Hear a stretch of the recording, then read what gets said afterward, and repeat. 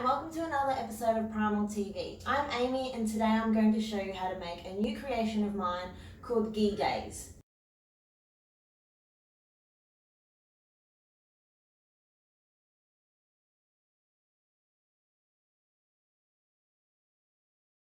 What is Ghee-daise? Well, it's a version of hollandaise, and the reason I'm using ghee instead of oil like macadamia oil, avocado or olive oil is because I'm making this a carnivore diet-friendly recipe.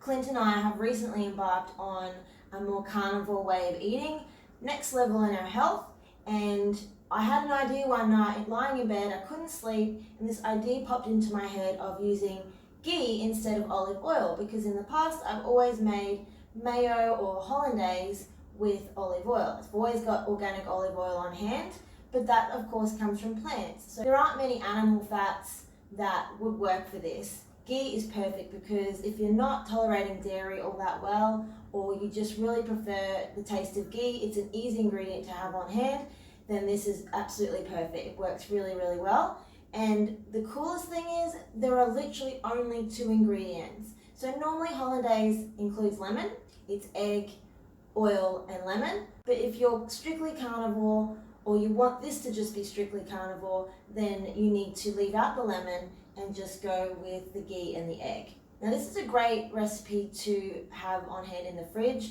for adding some creaminess, some richness, more fat to a meal. I prefer adding this to some of my meat dishes than just ghee on its own, because ghee on its own is so melty. It gets really liquidy and runs as soon as it's warm.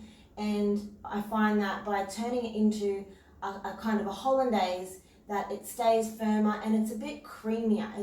It's almost like it's gone back to being buttery, which is really awesome. When Clint first tried it, he said it tastes a bit like butter and the texture is creamy. So you're sort of bringing the ghee back to more of a buttery texture and flavour, which is wonderful because who doesn't like the taste of that?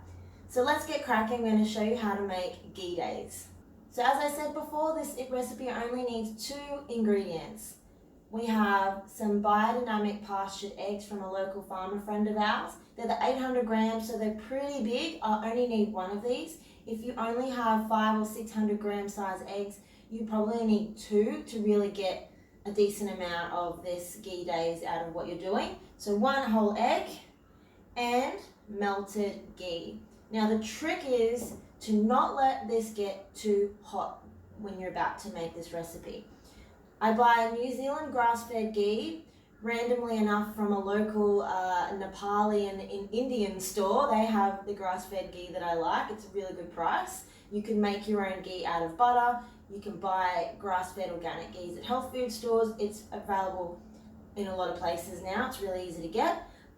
Pop about 3/4 of a cup of ghee into a saucepan, and you can either gently heat it straight through the saucepan, or if you feel like your stove is going to be too hot or you're just not really good at getting a low temperature and melted just enough, you could do a double boiler action. So don't want it hot. We don't want to cook the egg when we're mixing it together. So it's important to get the ghee just melted.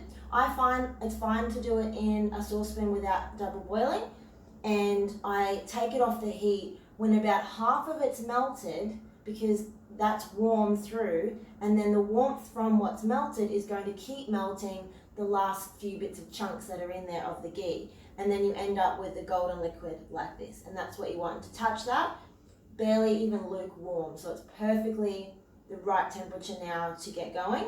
And one tip is to put your ghee from the saucepan into something that has a pouring lip. If you don't, it may get really messy because we need to do a slow pour for this recipe. Just like when you are making mayonnaise or hollandaise, normally you need a slow pour while the emulsification is happening. Can't chuck it all in at once or it will ruin it. So find something in your kitchen with a lip. Sometimes the stick blender jugs have a lip on them. Handy if you have 2, because you'll need 1 for blending and something for pouring. I'm using a glass jug here with a pouring lip and a handle, so it's really easy to use. Another tip, really handy if you're doing this on your own, is to get your stick blender jug stuck down to your bench top, because when you are whizzing the mixture really fast with this stick blender. Even on low setting, it's still going to be really fast. It's going to thicken, and as the mixture thickens, the stick blender jug or whatever plastic jug you're using is going to want to twist with the momentum of that speed going in the jug there. So I've grabbed some chunks of blue tack and I have stuck down the stick blender jug so it stays where I need it to, because it's otherwise incredibly awkward to get it working with just two hands. Get a silicone spatula handy because you'll be able to get all of the mixture out at the end and not waste any, and a glass jar or something similar to store your GheeDaise in. So let's get cracking. Put your whole egg into the stick blender jug. Now, if you're a little bit sensitive or highly sensitive to egg whites and you're going egg yolk only for your egg consumption, you can take the whites out, get rid of those, and add another yolk in to try to make up the difference. So that's one way of doing it. While that's in there by itself, we blend the egg up. And it takes a second. It's really easy. Now with your dominant hand, I like to use the stick blender with my right hand and pour with my left. It's really up to you which way you prefer to do it. I don't feel like I need as much control with the left hand or much strength because I'm going to be doing a bit of work with the stick blender, so I'll use my right hand here, my dominant hand. So all we do is simply blitz and slowly pour. That is all there is to it, and it will eventually thicken up. So this is going to be a bit noisy, so just watch and let's do it.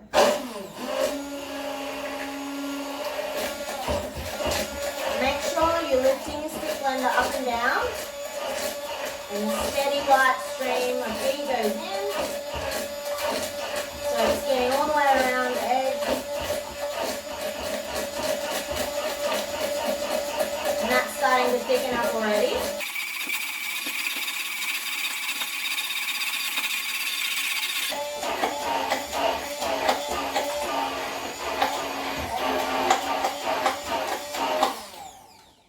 Last little bit in there. It's hard to tip that last bit in while the stick blender is going up and down. And that, my friends, is how you make GheeDaise. So, hard to talk while that was happening. This is quite a loud stick blender. As it was getting thicker and thicker and thicker, it was getting noisier because the motor was having to work harder to do its thing and to emulsify, and that's the test. It's a big, thick, creamy glob. You can make it runnier by adding maybe less ghee or not going as far. I like to get it to that nice thick consistency because it's still, you can still spread it really easily. When it goes in the fridge for a night, the next day it's really thick, but not like hard like butter or really firm coconut oil. It's still soft enough to put a spoon through it really, really easily, and it's this nice, thick, creamy, sort of aerated, delicious chunk of fatty goodness. So it's got a really nice texture when it's been in the fridge or when it's room temperature like this, and absolutely beautiful. So just getting all that mixture off. And of course, the other thing you can add is salt. Now on carnivore, salt needs to be up there. It needs to be increased. You need to be getting plenty of good quality mineral salt in. If you're adding it to your meal that this is going with, you might not then have needed to add it to this, but you would simply add it at the start with the egg if you wanted to. I don't always add the salt in at the time because I'm adding salt to my dish anyway. It's getting sprinkled all over my plate. It's not a big deal. So it could be a 3-ingredient recipe or just a 2-ingredient recipe, whatever you prefer. So again, the silicone spatula helps get all the little bits out without cutting yourself in there. That will get washed. Grab your jar, take your glue tack off. That did its job absolutely perfectly. To be honest, that's the first time I've done that. I thought about it before I started making the video. I went, yep, I'm going to try that. That's got to work.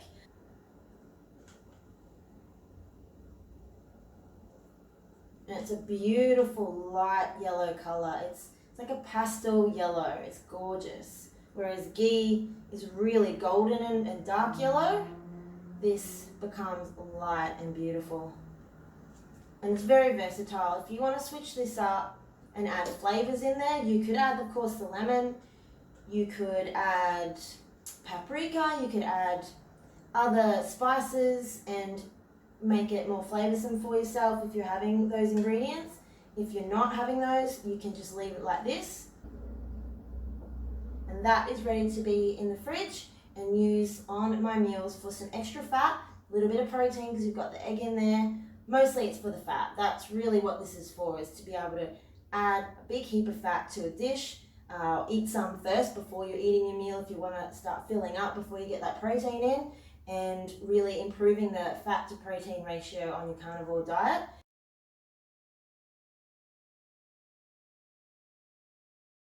If you don't eat it all really quickly, which Clint and I tend to do, it should last in the fridge a fair while. Whenever I made mayonnaise, it lasted a couple of weeks easily, and that was a raw egg in it. So yeah, this won't last us long. We would get through this in a few days and have to make more. Thanks for watching. I hope you enjoyed this recipe and you give it a go. If you do, please let me know down below in a comment how you went with it, if you changed it in any way, and what you thought of the flavour and how easy it was to make. I'd love to hear from you. Remember to subscribe to this channel so you get a little notification when we have new videos up, because we do cooking, we do natural movement demos and advice, we do all kinds of lifestyle videos, and there's lots more to come. There's always more coming. So subscribe, stay tuned.